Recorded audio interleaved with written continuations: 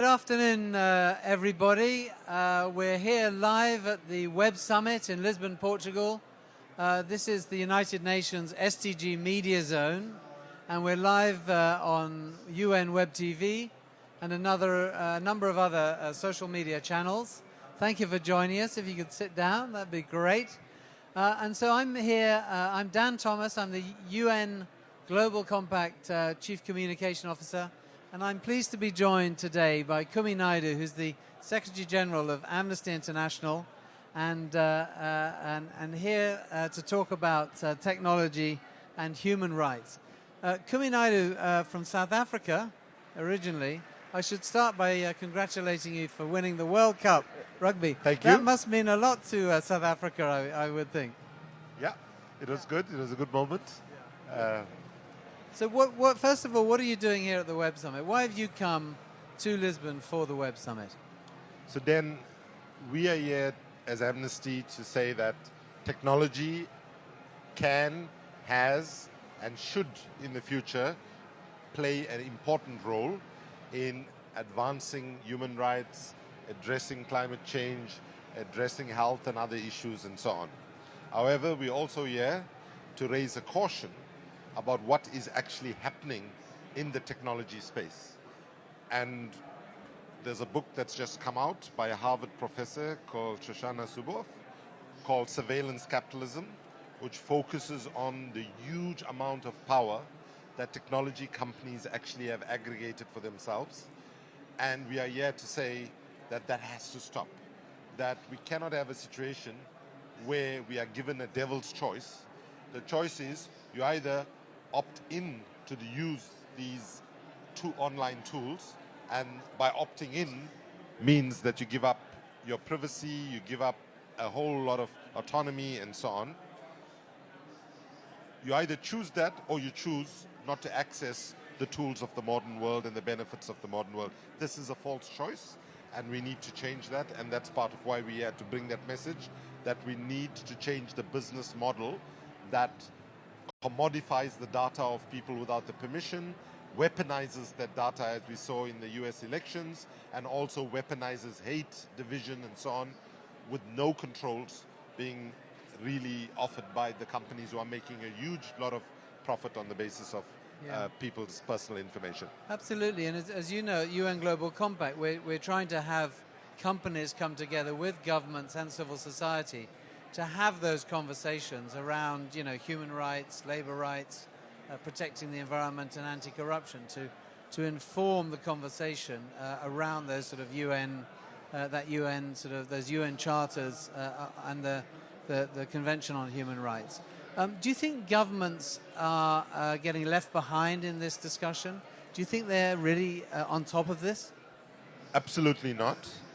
The irony is, though, Amnesty International and other civil society organizations in an earlier period when governments were wanting to move in big time and control and regulate, we actually sided at that point more with the technology companies and said, this is undue governmental interference and so on. Little did we know then that actually corporations such as Facebook and Google will aggregate for themselves the kind of immense power that they've aggregated for themselves, and that they would abuse the data of people who have chosen to use the platforms without proper consent and so on.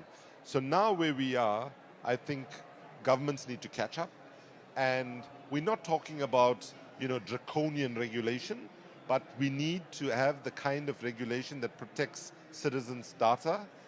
The CEO of Google, the ex-CEO Eric Schmidt, said, as Google, we know who you are, where you are, who you meet, what you do, as well as we know what you think, right? So we need to recognize that this is we wouldn't give this authority to intelligence agencies, whether they be CIA or MI5 and so on, and now we've given this to government. So we think that appropriate regulation needs to be explored, and thankfully quite a few governments are now waking up, a little bit late, but they have to catch up. What can companies and regulators do to ensure that individuals understand what they're getting into when they're using the technology, the cell phone, the apps that are available to them?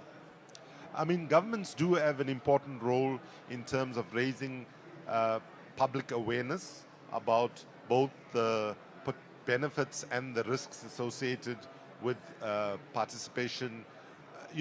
Basically the problem is Facebook and Google have almost become the internet. You can't access certain things unless you go through them and so on.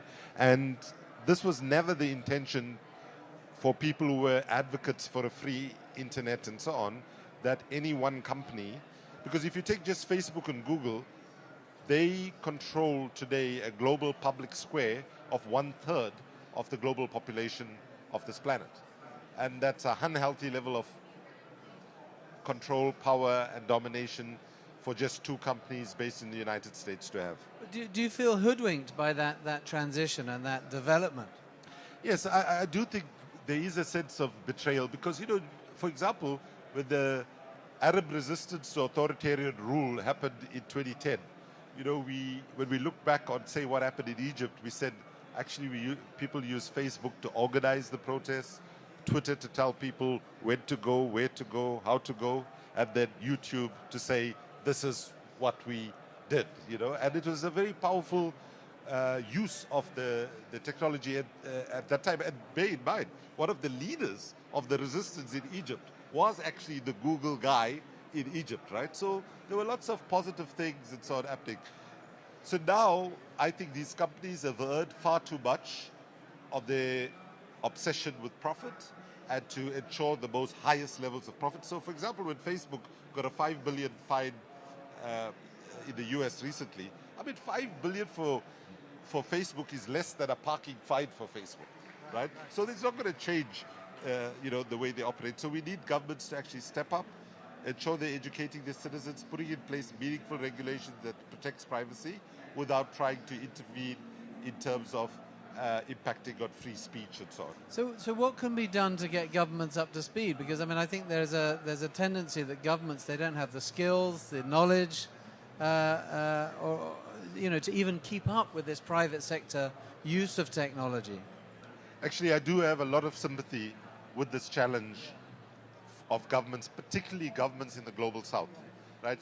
Developing country governments and all, to just be able to get the resources to understand the problem and how to address the problem, it's quite a big ask. So I think that there has to be much more of a global approach to this issue. So, we've got China on one end, US on one end, somewhat EU in the middle.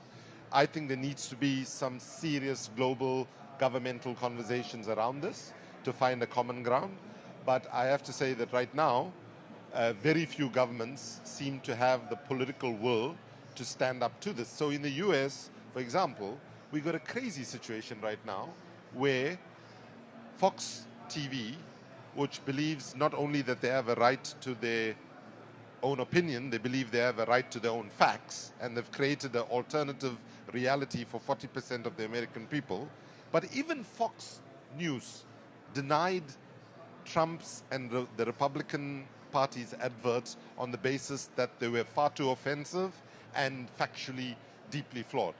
And Facebook says, oh, we will run these adverts even though we know that these adverts are actually lies. What right is Facebook trying to defend there? The right to politicians to lie? I don't think politicians need any help from Facebook to lie. They do that quite, easily already. So this is driven by an obsession with ensuring the highest levels of profit and power, and this needs to be combated. So how can civil society put a brake on this? How can they engage in a dialogue with governments and these companies to stop this happening and to make sure that the pace of change is more in line with the human rights conventions and also what civil society wants to see happen?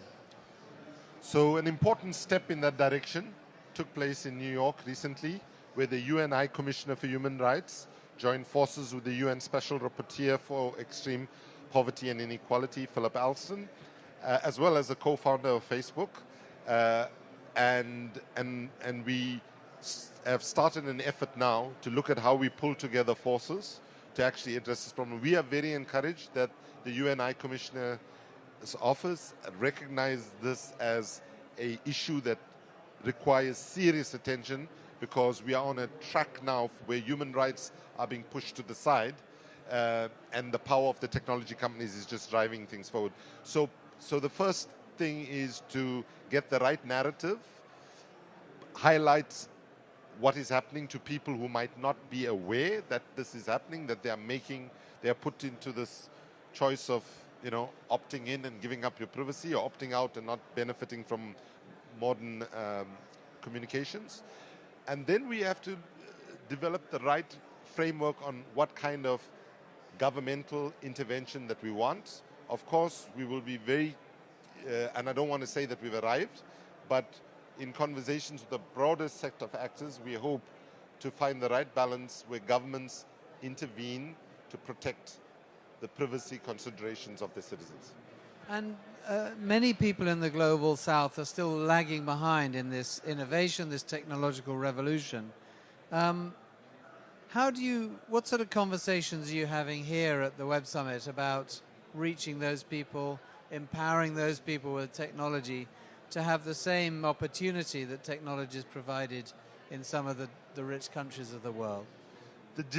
The digital divide is a very real, present and major factor which we need to address. However, it's important to recognize that even in countries that do not have high levels of technological development, say like in Morocco, right?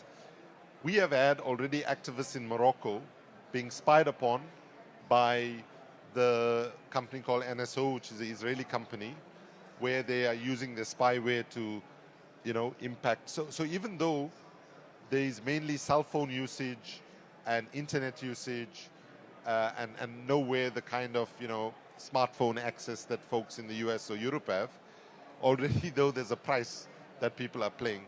So we have to be looking at how we enhance digital access at a very basic level for people who are shut out of it, because basically 2 million people roughly in the world are in that space, and you can say, 5 billion are shut out of it at the moment, right?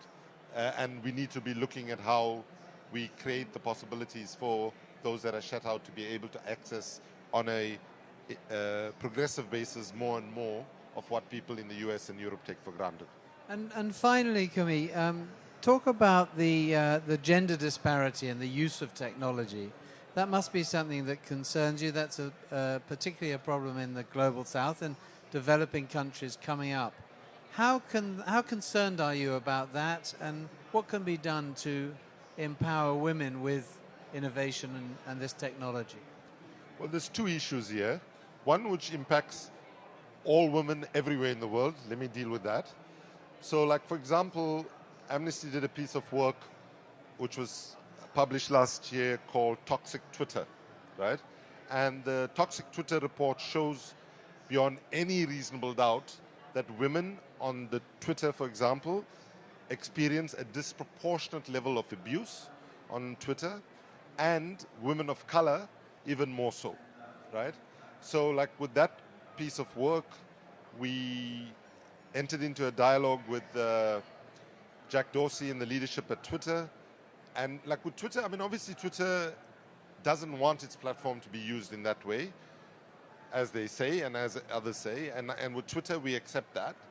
But our issue with them is, while they got good policies, they're not investing enough to ensure that the policies are implemented properly, that offer the right kind of protection. And when we spoke to Jack Dorsey in December, to be fair to him, he was acknowledging of it, and he was committing. In fact, he said, we as Twitter have to do a lot of work to win back the trust of women on our platform. And as Amnesty, when a company makes a move like that, we are happy to stand alongside them and encourage positive behavior and improvement. Of course, women in the global south, I mean, sadly, it starts with educational access more broadly before you even think about digital access. So while some people are speeding off on the information superhighway, if you want, others are left in the potholes of not being able to even be able to read and write, right? So investment in education, investment in technological access, and by the way, there are some amazing efforts in Africa and elsewhere, even in terms of investing in efforts to have more women who are trained as decoders and so on. And these are the kinds of investments that we're making, because women should not be recipients of this technology. They should be also part of creating it and bringing a genderized reality for what the technology looks like. I would say also that the technological world we live in still has sexism written all over it, and still has male domination written all of it. And if we are serious about gender equality, we have to address equity for women in the digital space. Kumi Naidoo from Amnesty International, thank you very much for joining us. Thank you very much for here in having the us. SDG Media Zone. Thank you.